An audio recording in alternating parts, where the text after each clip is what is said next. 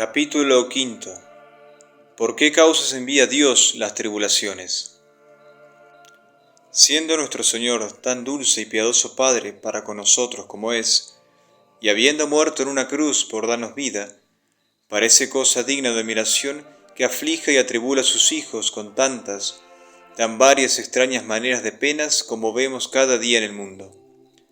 Pues de lo que acabamos de decir, se saca que Él es el autor de todas nuestras penas, y que sin Él no sería parte para fatigarnos ninguna de sus criaturas. Pues si nos conta que Dios es Padre, y Padre amorosísimo y suavísimo, y que nos azota y castiga ásperamente, bien será que rastreemos e inquiramos las causas por qué nos trata de esta manera. Si nuestros primeros padres no pecaran, no tuviéramos tropiezos ni dificultades en esta nuestra jornada. Todo el camino nos fuera llano, derecho y apacible, sin cansancio, sin torcimientos ni desvíos. No tuviéramos necesidad de medicina porque no hubiera enfermedad que curar. Pero como todos caímos en nuestros padres y quedamos lisiados y dolientes, no se pudo curar tan grande y universal dolencia, sino con purgas amargas y desabridas. Y por esto dijo el santo rey David: yo pequé antes que fuese humillado y afligido. Y en el libro de la sabiduría se dice: Dios no hizo la muerte ni se alegra en la perdición de los vivos, porque Él crió e hizo todas las cosas. Mas los impíos con sus propias manos y con sus palabras se la buscaron. Y así, propiamente hablando, el pecado es la original causa y manantial de todos nuestros males y penas. Porque como dice el apóstol, por el pecado entró la muerte, y se extendió y comprendió a todos los hombres. Pero supuesto el pecado, fue necesario que hubiese justicia, castigo y horca para el ladrón, y que con el orden de la justicia se ordenase y reparase el desorden de la culpa, como vemos que se hace en las cosas humanas.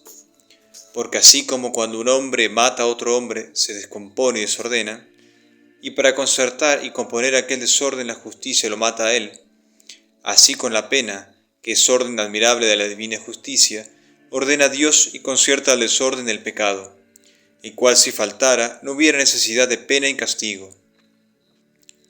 Las purgas amargas que tomamos en nuestras enfermedades turban el estómago y nos debilitan, pero así evacúan los humores desordenados y malignos y limpian y sosiegan el cuerpo. Y si no hubiese desorden y desproporción de humores, no habría necesidad de componerlos con otro desorden y turbación. Por esto dijo el glorioso San Agustín: entienda el hombre que Dios es médico y que la tribulación es medicina para sanarle y no pena para condenarle. Cuando te curan, te queman y te cortan, y tú das voces, mas el médico no condesciende con tu voluntad por darte entera salud. Todos los que en esta vida han sido afligidos, exceptuando al Hijo de Dios que no pudo tener pecado, y a su benditísima Madre que por especial gracia no le tuvo, antes que fuesen afligidos, tuvieron la culpa por lo menos del pecado original. Y los miró Dios en algún tiempo como enemigos y rebeldes, e hijos de traidor, y como a tales los pudo castigar justamente.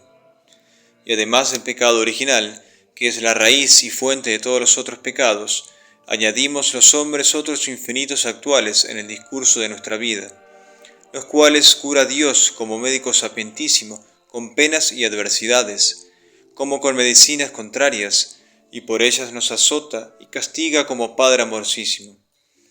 Y por esto dijo: yo soy el Señor Dios tuyo, fuerte y celoso, que visito y castigo misericordiosamente, para que se enmienden los pecados que pasan de padres en hijos por imitación hasta la cuarta generación.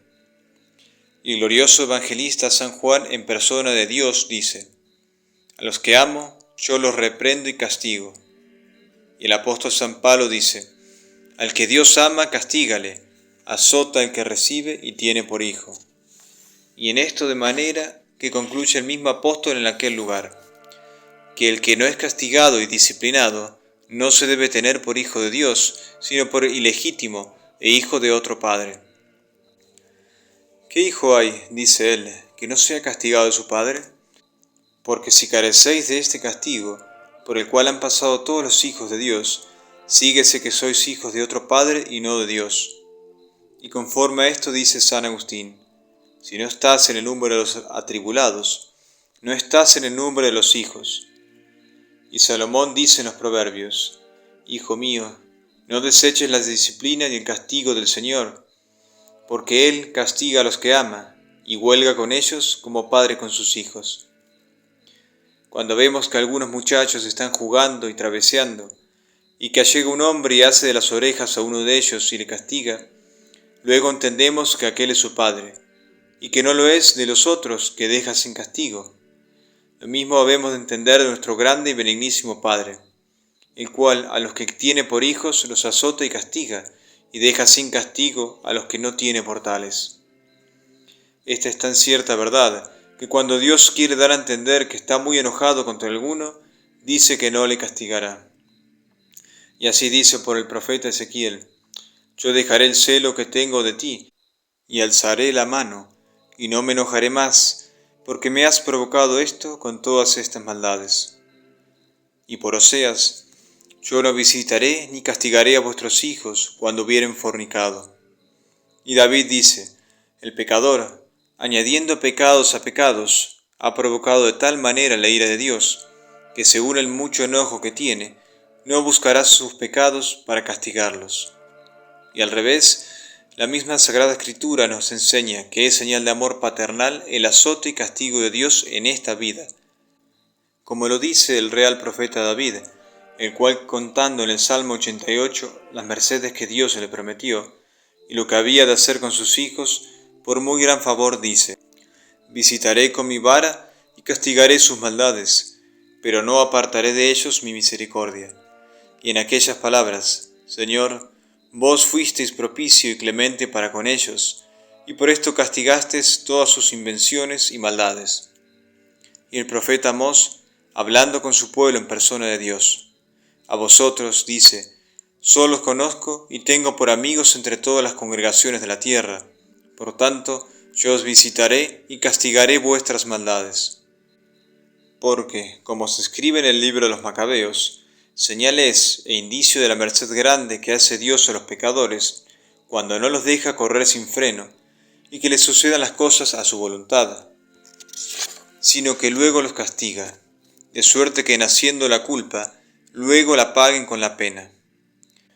Pero aunque muchas veces la pena es medicina que cura la culpa en que caímos, otras es medicina que nos preserva para que no caigamos, que por esto dijo el apóstol, que el Señor le había dado el estímulo de la carne, que algunos doctores le interpretan como suena por las tentaciones del apetito sensual, y otros por enfermedad, y otros por la contradicción y molestia que le hacían los enemigos del Evangelio, para que con la grandeza y excelencia de las revelaciones de Dios no se desvaneciese, y para preservarle permitía que fuese atribulado y abofeteado de algún adversario y perseguidor.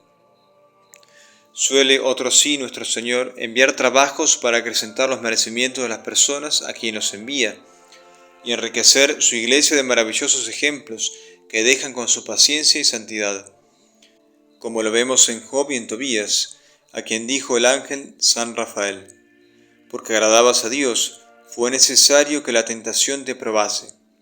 Malaquías, hablando de los justos, dice: colabit eos et purgabit quasi argentum.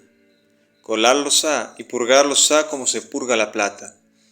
Porque la plata, para purificarse y afinarse, pasa por muchos y grandes como martirios, y son tantos los coladeros y pruebas que se hacen en ella, ahora sea con el fuego, fundiéndola, ahora con el fuego y con el azogue, que es cosa de maravilla. Pero todo es menester para que ella sea plata acendrada, y de aquella que dice David: argentum purgatum terre purgatum septuplum, que es plata refinada y purificada de toda escoria de la tierra y 7 veces purgada. Asimismo envía semejantes aflicciones para manifestar más, librándonos de ellas, su misericordia y bondad, como se ve en el ciego de su nacimiento, porque preguntándole los apóstoles a Cristo nuestro Redentor, por cuyo pecado aquel hombre había nacido ciego, o por el suyo propio, o por el de sus padres, entendiendo que había de ser necesariamente la causa de aquella enfermedad el uno o el otro, y que Dios no daba pena donde no había culpa, respondió el Señor: que no había sido causa de aquella ceguedad pecado de los padres ni del Hijo, sino que Dios se la había dado para su gloria, la cual, alumbrando al ciego, había de resplandecer y conocerse más.